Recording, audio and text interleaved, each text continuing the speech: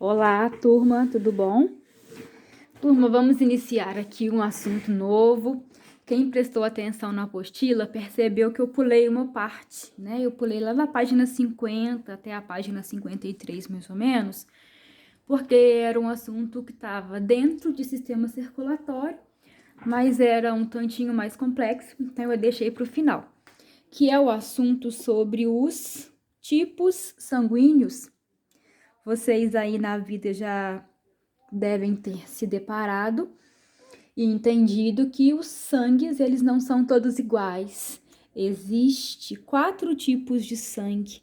O sangue tipo A, tipo B, tipo AB e tipo O. E nós vamos começar a aprender isso agora. No entanto,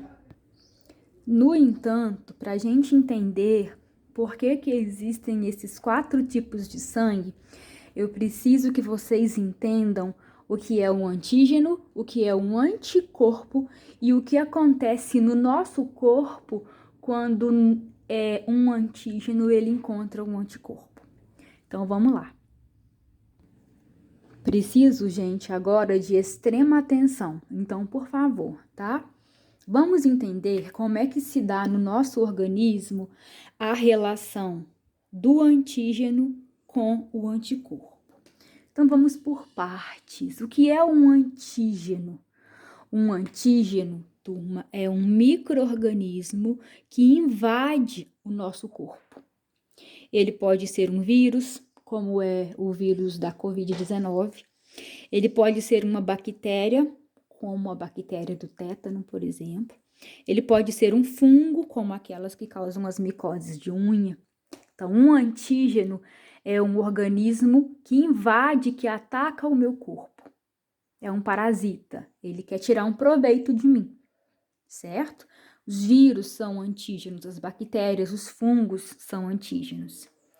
E o que são os anticorpos? Os anticorpos, turma, são proteínas que inativam os antígenos.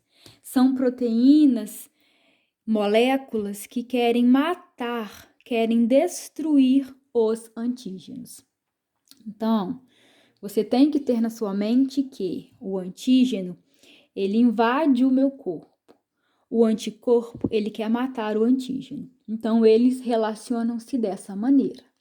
E todas as vezes em que um antígeno, como um vírus, uma bactéria ou um fungo, entram no meu corpo, o meu corpo ele vai responder a esse antígeno produzindo anticorpos. Quem produz os anticorpos, nós já vimos, são os glóbulos brancos, também chamados de leucócitos, certo? Então, os leucócitos, eles são as nossas células de defesa e eles desencadeiam uma resposta imune. Cris, que difícil. Não, não é não. Sabe o que isso quer dizer? Quer dizer que os glóbulos brancos, que são as nossas células de defesa, elas vão promover meios para destruir esse antígeno. E os meios é através da produção de anticorpos. Então, os glóbulos brancos produzem anticorpos. Os anticorpos combatem os antígenos. Isso tem que estar na nossa mente, tá? Que as células de defesa produzem os anticorpos e os anticorpos combatem os antígenos. Repete aí para mim. Anticorpos combatem os antígenos. Anticorpos inativam, matam os antígenos. Então, observe aqui o meu desenho, tá? Este desenho aqui é extremamente simples. As bolinhas são os antígenos. Então, eu vou colorir o antígeno, ó. A bolinha é o antígeno. Imagine que é o vírus da Covid-19. É o antígeno, certo? Pronto, colori o antígeno. Então, aqui a seta, antígeno, certo? Toda vez que o antígeno entra no meu corpo, o meu corpo reage a esse antígeno, produzindo anticorpos. Os anticorpos, eles são representados pela letra Y. Então, perceba aqui, ó, os anticorpos, o Y, ó. Olha aqui, o Y, olha, outro anticorpo. Vamos colocar aqui um outro anticorpo, vamos colocar aqui um outro anticorpo. Nesse outro vírus, um anticorpo, outro anticorpo, outro anticorpo, outro anticorpo.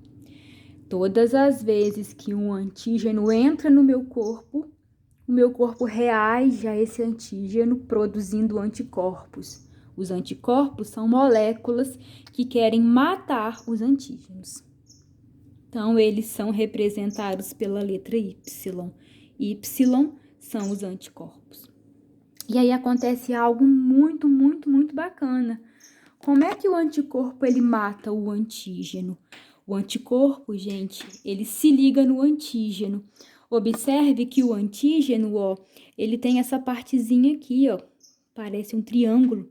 E olha como que a forma do anticorpo consegue se ligar perfeitamente aqui, ó. Parece que uma parte do anticorpo foi feito para esse lugar aqui do antígeno. Então, o anticorpo, ele se encaixa aqui no antígeno, ó. Vai acontecer uma ligação química aqui. E esse anticorpo, ele consegue paralisar esse antígeno, certo? O anticorpo vai conseguir matar esse antígeno. Então, na verdade, existe uma ligação química entre o anticorpo e o antígeno. E é uma ligação química muito específica, muito interessante, muito forte, certo? Então, eu preciso que vocês entendam que todo anticorpo quer matar o antígeno. E fica uma briga, certo? Uma luta muito grande. Quem produz os anticorpos, nós já vimos que são os glóbulos brancos. Por isso que eles são chamados de nossas células de defesa. Tudo bem, Cris, mas o que essa relação antígeno-anticorpo tem a ver com os grupos sanguíneos em uma pessoa ter sangue A, B, AB ou O? Agora vai começar a clarear. Vamos adiante, então. Bom, certa vez, turma, né, antigamente na história, né, e principalmente a partir do século XVII, o homem, principalmente os médicos, eles ficavam intrigados sem saber por que algumas pessoas doavam sangue para outras e aquela pessoa que recebeu o sangue melhorava. E outras vezes, quando uma pessoa doava sangue para outra, a pessoa que recebe o sangue morre. Então, nós sabemos hoje que existe nas cidades uns programas chamados hemocentros, e esses hemocentros são regiões em que as pessoas podem ir para doar sangue. Sangue é um tecido conjuntivo especial, muito necessário, porque é o sangue que transporta oxigênio e nutrientes para as células. Uma pessoa, então, sem sangue morre. E, gente, as transfusões, antigamente, elas davam extremamente errado, porque o homem não conhecia o que havia no sangue com nitidez. Então, eu digo que transfusão, né, é quando uma pessoa doadora doa sangue para uma segunda pessoa, que é a receptora. O objetivo, né, é repor o sangue daquela pessoa que precisa. E muitas vezes isso causava hemorragia e morte da pessoa que recebia. Então, certas transfusões davam certo e outras davam errado. Até que um cientista austríaco chamado Karl Landsteiner, ele começou a estudar o sangue a fundo e o Landsteiner percebeu que certas vezes, quando ele misturava o sangue de uma pessoa com outra, esse sangue ele formava grumos grosseiros. Esse sangue sofria aglutinação. Aglutinação, gente, é como se o sangue talhasse. Sabe quando o leite azeda e fica grosso? Acontece isso com o sangue que não é compatível. Esse sangue, ele forma grumos grosseiros, pedacinhos, como se esse sangue azedasse. Nós chamamos isso de aglutinação.